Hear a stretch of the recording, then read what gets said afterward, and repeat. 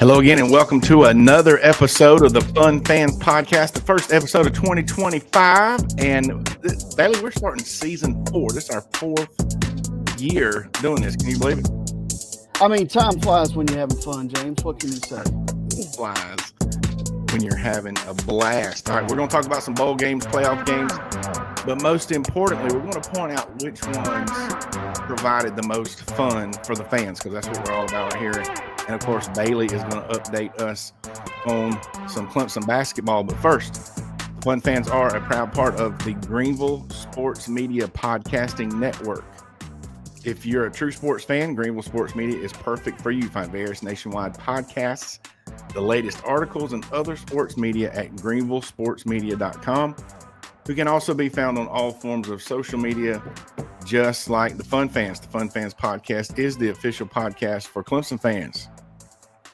That's right. Don't forget about Reuben's Food, Sports, Spirits, and Catering, the best wings around, with 2 locations in the upstate, 1083 Batesville Road in Greer or 11010 Anderson Road in Piedmont. You can find them at ReubensC.com. Reuben's is simply a great place to eat for all sports fans. That's right. The Fun Fans Podcast is also brought to you by Ivy O'Sullivan Healthcare Services at Ivy O'Sullivan. They're more than just chiropractors. Since 1977, this family-owned business located in downtown Spartanburg has been helping people with techniques other than the typical twisting and popping that can sometimes make people nervous about trying a chiropractor. I've been a patient there myself my entire life, and I take my own children there as well. If you have an ache or pain, give Ivy O'Sullivan Healthcare a try. And if you mention the Fun Fans Podcast, they will donate 100% of your initial evaluation costs to their charity of the month. So call them at 864-583-3967 or find them at ivyosullivan.com to feel better and function at your best. All right, so Bailey, we took a week off, so we hadn't been here for since before Christmas. So did you have a good Christmas? We did.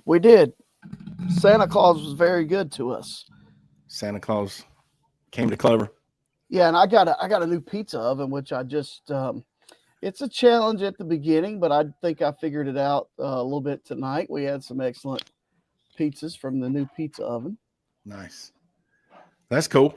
I got a sign. My daughter Jalen got me this sign, and it lights up, and she got it for the podcast. Light it up. Let me light it up and show what it looks like. So it looks via like the a camera, solar eclipse. Yeah, via the camera, it turns into the sun. Yes, the solar eclipse. In person, it's lit. Or lunar eclipse, whichever that is. It's lit, but it definitely looks good in the background there, whether it's lit or not. So what about New Year's? Do anything special for New Year's to roll in 2025? No. Yeah, we didn't do that. I literally was asleep when the ball dropped. If you remember 2 shows ago, like 3 weeks ago, we had a delay, and my wife was found out she had a kidney stone, and she's been battling that thing literally since then. And we go tomorrow to take care of that bad boy. But speaking of that particular show, that was the show of recapping my trip to Austin with my brother. And I want to give a shout out to the Texas fans, because we had tons of views, thousands literally of views, and tons and dozens of comments from Texas fans. So we appreciate that. We appreciate them watching and having some input. And they gave some good feedback. So if you hadn't seen that, you can go find our YouTube channel and check out the comments on what the Texas fans said about some of the stuff we said.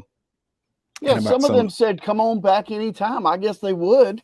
Yeah. Why don't y'all come see us one time? Yeah, but, hopefully they'll have to come visit us. That's why I'm pulling for the Longhorns. Thanks for the comments. Y'all, that must be what y'all do out there. You look at Clemson podcast stuff. That was great. Nice. I don't mind pulling for the Longhorns. And that's right. Some people would say that makes us look better, but whatever. We'll see. All right, but we've had a lot of football since then. Tons of football since we've had another show. And like I said, we're not going to sit here and break down. There's plenty of talking heads that break down all the games and talk about all the mumbo jumbo. We're going to talk about the fun stuff. Some football was better than other football. Some football was better than other football, and not all bowl games are created equal as well. And I'm sorry, Right. the most fun bowl game to watch was the Pop-Tarts Bowl. Okay. Do you agree or disagree? Well, I didn't see much of that because that might have been when I was playing golf. No. Um, Well, we've had the best tasting bowl countdown on here last year, and oh yeah, Pop-Tarts was up there with Frosted Flakes and Duke's Mayo, I believe. And the Duke's, I mean, the Duke's Mayo Bowl is second to none. Okay, second to none. I do so much with Duke's mayonnaise, so much cooking and eating. It's a staple. It is. And I don't know, we're sitting there watching it. I don't know if you saw what I put on Facebook, but one of my other daughters, Jillian, literally said, "What's Minnesota doing in the Duke's Mayonnaise Bowl? You know they eat Hellman's." Yeah, they call it salad dressing. Yeah. Blech. Anywho, but the Pop-Tart mascot and the way they okay, I'm gonna jump straight to the end. So at the end of the game, the mascot that the flavor they've chosen goes into the overgrown toaster, and a full size, a real Pop-Tart that's like mascot size comes out that you can actually eat. And then after that, they brought back to life the one that they sacrificed last year. Okay. Whatever flavor that was. It was funny. It was great. And the commentators, I think they ate a different flavor every commercial break. I mean, by the end, I think they had gone through all 16 flavors or something. And when they showed the Miami mascot, whatever that pelican thing is, taking a big bite out of the mascots cut up with each other. When he was over there taking a big bite out of the Pop-Tart mascot, it was classic. That was great. They just had a good time. Was there Iowa State like Cyclone there? I don't know. I don't know. Didn't see the Cyclone, but they had the outside of the football field had the sprinkles, and the field goal posts were wrapped with the Right. silver shiny NASA type. That should have been called the Natural Disaster Bowl. Hurricanes and cyclones. Yeah, this is true. But in that bowl, speaking of the Cyclones, they defeated Miami, and we'll get around to opting out at halftime talk here in just a minute. Cam Ward had any Pop-Tarts in the second half? Probably. Yeah. He could do what he did, whatever he wanted to do in the second half. Evidently. But now the other bowl that was fun to watch, I thought the Gamecocks in the Cheez-It Bowl, that was fun. But I'm gonna tell you why. The way the head coaches started going at it, it really made it. It was a good game, but the way the head coaches started going at it really made it. Did you watch that one? I did watch that one. That was a good TV. Yeah. So yeah, it was some drama, some hold me back stuff, trash talk. It had everything that a viewer would want to see. And I'm not going to say one coach was wrong or right or did something good or bad, but it was definitely entertaining for those of us that were third party, didn't have I'll say what. Here's the thing. Right. Nobody did any. I mean, okay, during the game, Illinois used the rule to their advantage. Yes. Okay. And it's a rule, and they didn't break any rules. Correct. So guess what? Wah. And nobody wanted to be held back more than Shane Beamer. Well, and that was the thing about what made Beamer so mad when Coach Bellema, if I'm pronouncing that correctly, when he did the thing where he was showing the sideline, the delay of game signal or whatever it was. Beamer was already mad. Class. Like he has no class. Well, that's fine.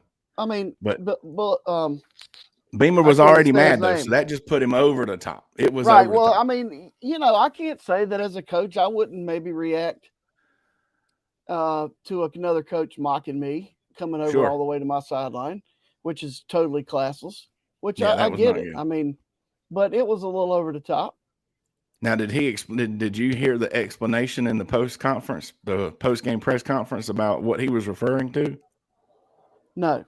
It really had nothing to do. it had nothing to do with the substitution thing that Beamer was upset about. Right. Do you remember the kickoff return? South Carolina was doing the kickoff return, and they ended up throwing it across the end zone to try to, get a better return. Right. So that kid, he did the thing where he did his hands out.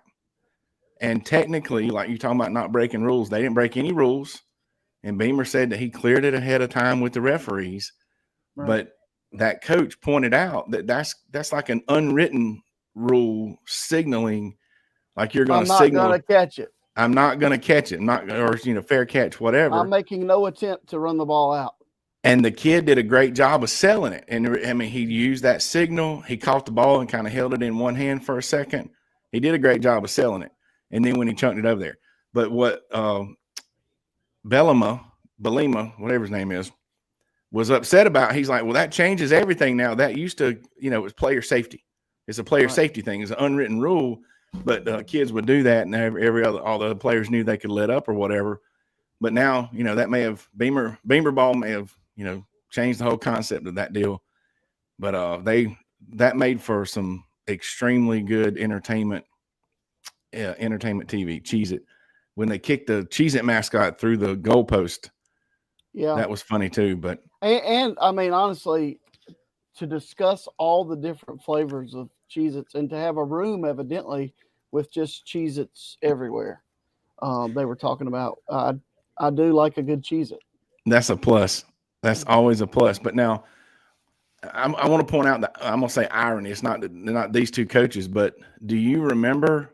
So when the offense subs, the referee holds the line, holds the snap until the defense has the opportunity to sub. Even they bring on the special referee guy to explain the rules. There's no set time limit. Apparently, he's like, you're supposed to give them extra, like 3 to 5 seconds or so. So there's no set time. But basically, if they get to sub, you get to sub. Right. That's the rule. Do you remember why? Do you know why that's a rule? Do you know what coach pitched a fit to get that rule added about 6, 7, 8 years ago? No. That would be one, Nick Saban. Okay, so we're going to stay in the SEC, I guess. The GOAT. So, Beamer was complaining that the ref was holding, but he was basically following the rule. Right. And he was following the rule that another SEC coach complained, because you remember back in the day, or not that far ago, really, an offense could run some people on and snap the ball and run a play, and the defense wouldn't be ready for nothing. Right. And Saban pitched a fit and got that rule put in there where they couldn't do that. And so it's kind of ironic that another SEC team coach was the one that got so upset about all that. But well, if you've watched his commercials, he's a rule follower. Because he has Airbnb or Verbo or whatever. He's check-in time's 3:00. It's 2:58. It's 2:55. I know. Right. No fun. No showers longer than 5 minutes. There's a great barbecue out back. Don't touch it. That's right. But you know what? All the players and coaches needed to be held back? Need some energy. Some energy. If you need some energy, go to w.gg, enter promo code FUNFANS, and for 10% off your Jitterless energy drink. All right. So speaking of the actual games now, it's hard to discuss the playoffs, first of all, without sending our thoughts and prayers from the Fun Fans podcast to all of those affected by the senseless and cowardly act on Bourbon Street New Year's Day, early morning New Year's Day. And also Coach Kirby Smart, condolences to him and his family. Did you hear about what happened with his dad? Yeah. That's awful.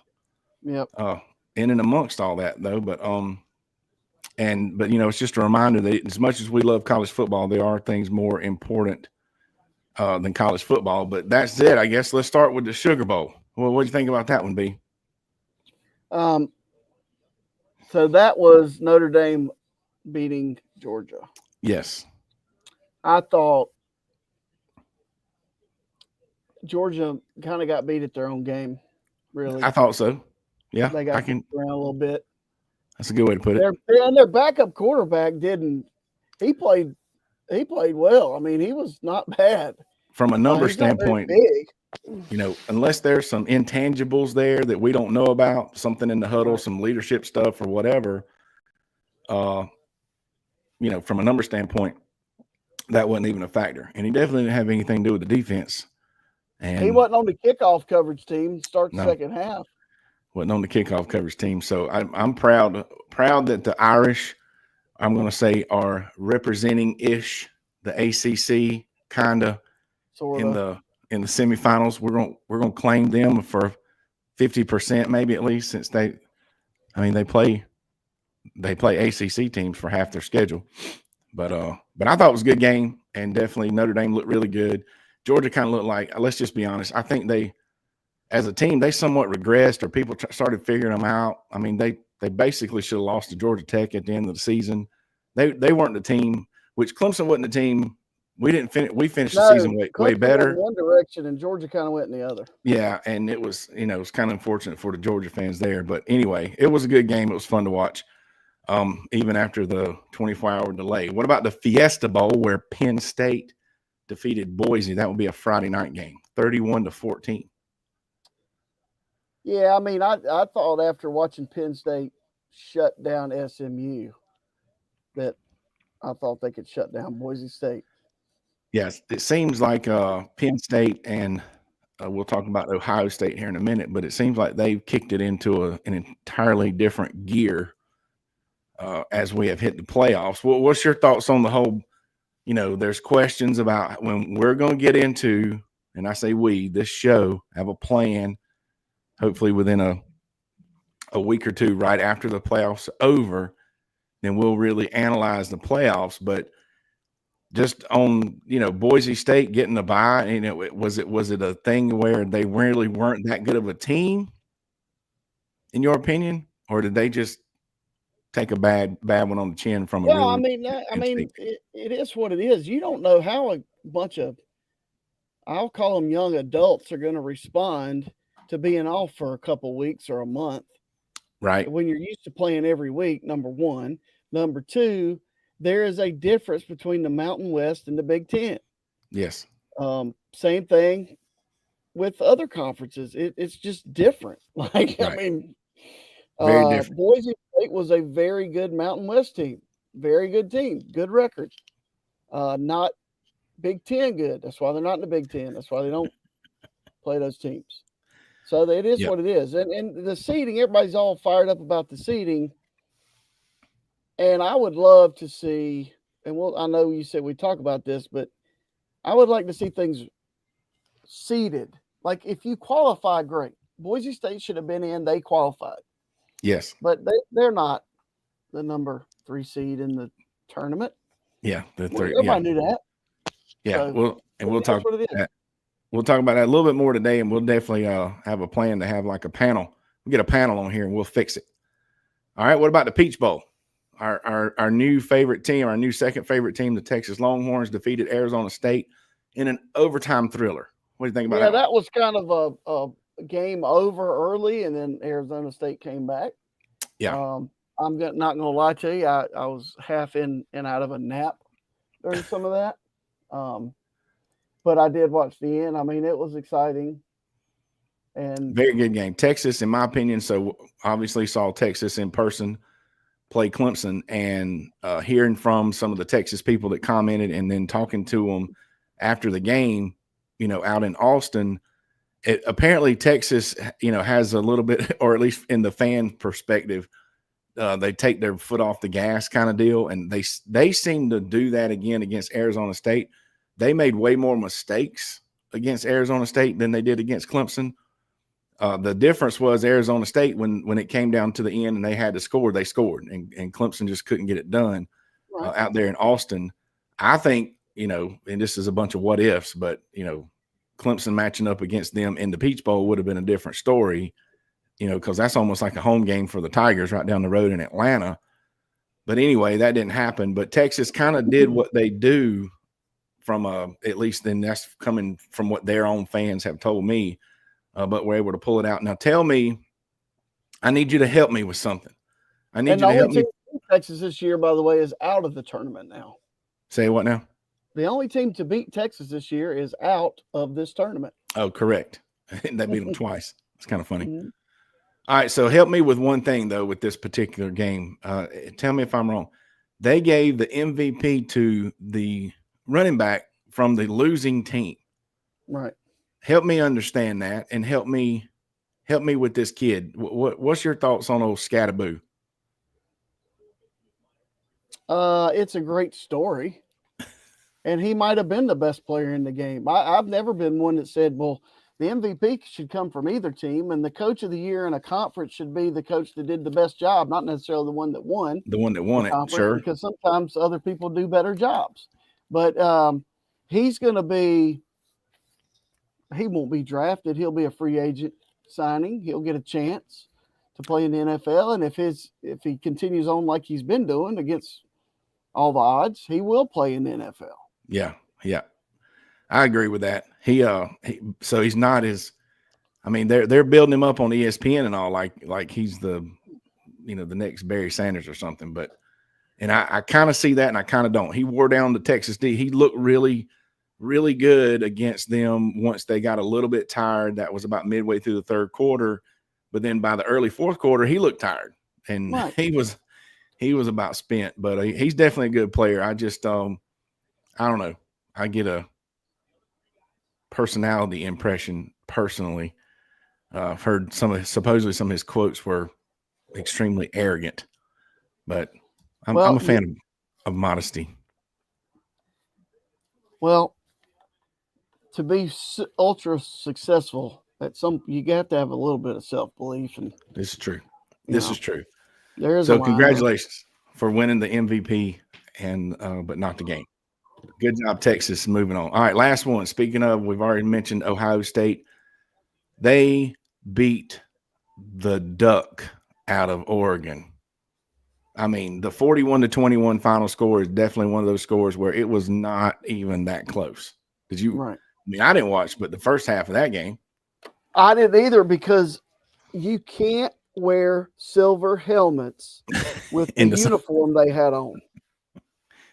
They had on white pants and I think a gold top with green or green top with gold letters. No silver accents anywhere in their uniform, and a silver helmet. Well, and now I'm going to correct you. I don't think the helmet was silver. I think it was chrome. It was chrome. It was very shiny, chrome. And it definitely did not fit in the California sunshine. That was a helmet fit for a night game or inside the home. That's a beef I have. I told my son that. I said, those helmets don't match those uniforms. Well, it looked like the old school throwback uniforms with the actual Duck logo and whatnot, with one of their new where age. You bring out the old school white helmet with the 3 stripes and the O on the side of it. Yeah, if you're gonna do it, do it right. I agree. You're gonna go retro uniform, go retro looking helmet. They do stuff every week. Well, that's just my thoughts, Oregon. So there you go. That's probably why they lost. So they need to get there. It's not really, but they were unlucky. They were the best team all year, had the best record, and won in one of the best conferences, and have to play a super hot Ohio State team. Unfortunately, Ohio State is playing well. Yeah, Ohio State's right now. They're the favorites. They're definitely the favorites for sure at this point. The way they've been playing these last 2 games, and nothing. And I don't care what anybody says. I've seen it on some of the radio things about did losing to Michigan help them? Yes, losing to Michigan helped them 100%. It's probably going to help them win a national championship. So I hope. Well, I won't say I hope not, because everybody that does not live in Ohio lives in York County. Yes. From Ohio that pulls for Ohio State. There will be more O sweatshirts. Yeah, they have plenty of fans. They have plenty of fans, that's for sure. And none of which pull for Clemson. We don't somehow in the 4-team playoff, in the playoff era. Well, it probably goes all the way back to when their coach punched our player. We just don't like Ohio State. Well, there's some history there, yeah. Ever since 1970, whatever that was. All right. So what's coming up though? To round off the playoffs, the Orange Bowl is Thursday night. Really, Thursday night. Speaking of what's fun for fans? Give me a break. If you were a Penn State or Notre Dame fan, are you going to be in Miami on a Thursday night? No. Well, yeah, probably. I mean, some of If them they're will big be, but fans. give me a break. To me, that's pitiful. Thursday night wouldn't have been a problem in the 90s when we were in college. No, not for. So you're going to have, 10 or 20,000 college kids and I'm talking about for both schools, and maybe 10 or 20,000 fans. So for the literal semifinals of the playoffs, you're going to have 40,000, 30, 40,000 people actually at the game. Yeah, that is the challenge. That's the challenge of adding more teams to the playoff. This is true. The Cotton Bowl. Well, all they had to do, okay, we can fix this as well. The Cotton Bowl is Friday night, Texas, Ohio State. Both of them start at 7:30. Friday night's way better, and they can't help the geographics of the playoffs. You don't ever know who's going to land there, but having Texas in the Cotton Bowl, they're going to have some people there. I mean, that's going to be like a home game for them, for 2 sure. hours up the road. But the next day, the Saturday, the whole problem with the scheduling is the NFL playoffs. Well, the NFL playoffs don't start till 4:30. So why didn't they have a college playoff game on Friday night and then the college playoff game at 12 noon the next day? I just don't get it. Because they want to have them in prime time, James, when everybody's going to watch them. All right, well, it's a prime example of TV makes the rules. This is not a fan. I mean, even from a watching the game standpoint, you got to, if you're a fan of Penn State, Notre Dame, theoretically, you got to get them go to work next day. So that is a great lead in to a point I'm going to make. All right, let's hear it. I was listening to a radio station in Cleveland today, this morning, and they had Heather Dinich from ESPN on there talking about the playoffs and how they can change it for next year. It could be more than 12 teams, or it could be reseeded, or it could be however. But to approve that, the college chancellors have to approve it. The commissioners of each conference, I think. And you know who the third group is that has to approve any changes? The networks. ESPN. Yeah, without a doubt. Why is ESPN dictating how the college football national champion is chosen? Yeah. The answer. That's later. 100% rhetorical question, but I don't see any changes from what I've heard. I mean, you're right, of course. So really, there's probably no real plans to change anything until after next year, which makes sense. Let's do it 2 years, and once again, we'll have a whole show about this once it's over, because I definitely have a different way. A way I would do it differently, but I want to get some people's opinion besides mine. And Bailey got to line up some folks that know about football. But yeah, you're right. And we've known this when we talk about kickoff times. TV dictating the decisions with this stuff, and it's not necessarily in the best interest of, definitely not in the best interest of the kids or the players, and not even close to being in the best interest sometimes of the fans that like to be there. A lot of fans just want to watch it on TV. Games used to be in 3-hour windows. Now they're in 4-hour windows. Yeah, that too. All right. I have a suggestion, and I know we're running short on time, so we're good. I'm telling you, I wish halftime was 10 minutes longer. They could play commercials for 15 of the 25 minutes or however long halftime needed to be. Halftime could be 30 minutes. Play commercials for 10 straight minutes so we don't have so many TV timeouts during the game. Holy cow. Yeah, that'd be I agree with that. That ain't gonna happen either. That wouldn't make because for it's good hot TV. or cold at Clemson, or that's when I doze off and fall asleep when I'm at home. All right. So but speaking of the playoffs and changing it, just for the complainers, we're gonna fix it later on this show in a couple weeks. But these are, if you're listening audio only, I've put up a graphic of these were the final playoff rankings. Okay. Oregon number 1, Georgia number 2, Texas number 3, Penn State number 4, Notre Dame number 5, Ohio State number 6. So if you compare this to the 4-team playoff, whether you like what we've done this year or not, the 4-team playoff, the two of the 4 teams that are now remaining would have been out. Notre Dame and Ohio State would have been left out.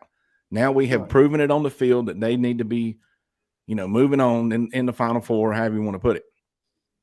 if you, according to 24/7 Sports, they use the old BCS formula, and that would have put the top 2 teams against one another. It would have been Right. Oregon versus Texas.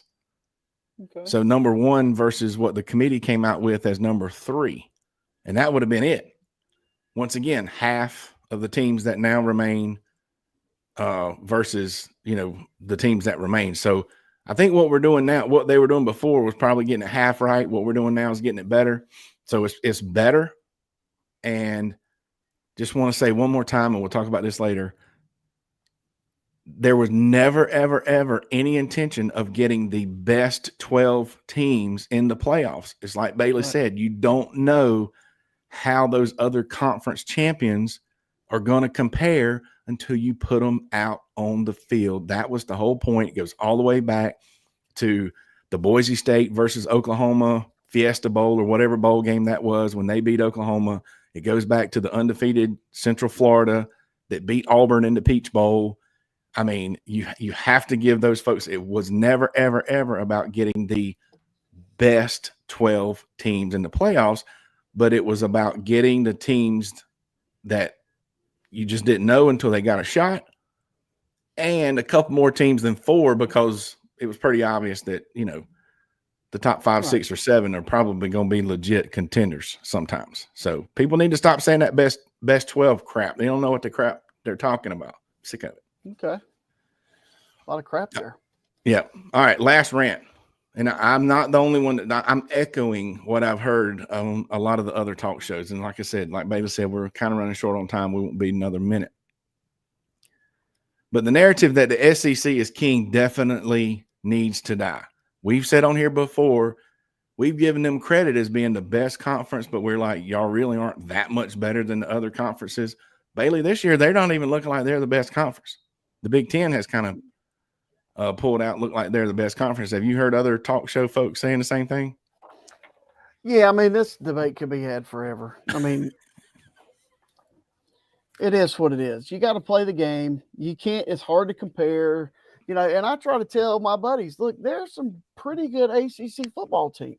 Yeah. And I'm not going to sit here and lie to you and say, I think night in and night out, the ACC could compete with the SEC, but I think the best teams could. And I want to, as we lead into something else, say that next year, the way this is going, the offseason started out great.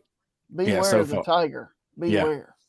So far, so good. Yeah, like Bailey's saying, the thing about this SEC argument, and I'm going to sit here and say again, the narrative that they're the best conference needs to stop. The comeback is always, well, we beat you, or you wouldn't do.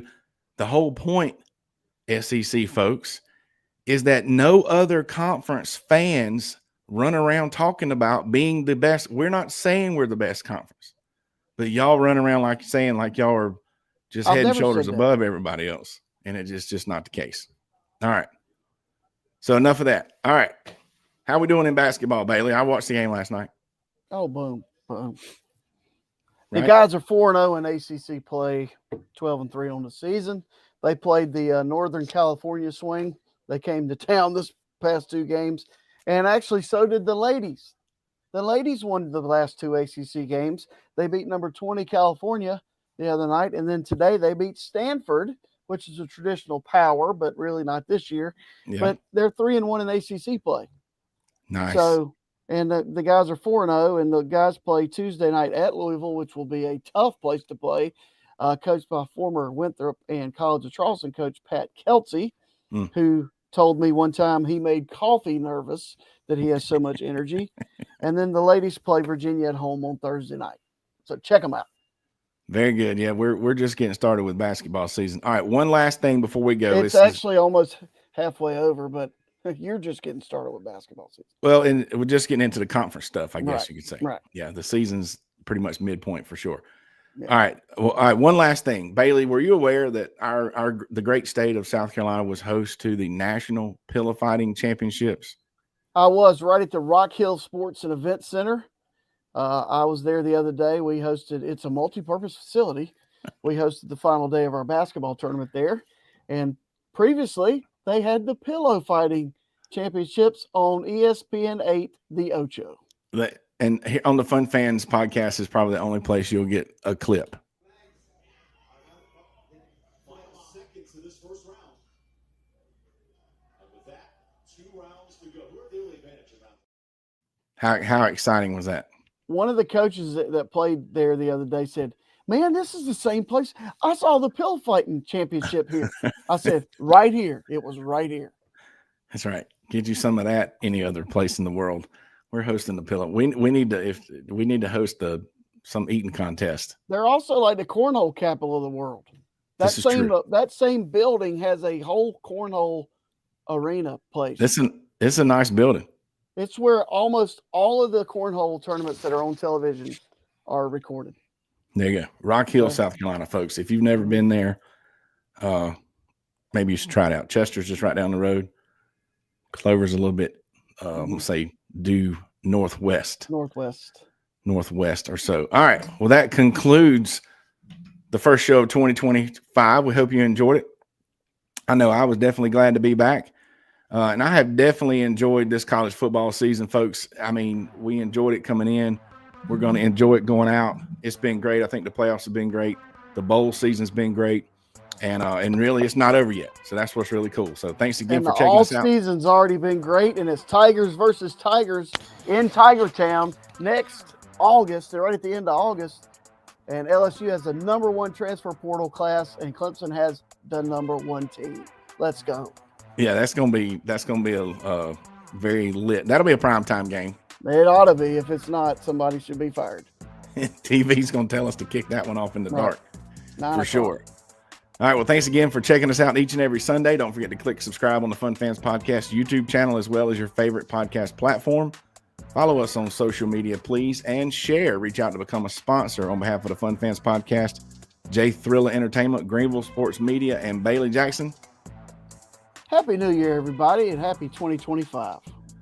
It's going to be great. 2025 is going to be great, at least from here on out. Tony the Tiger Bowl.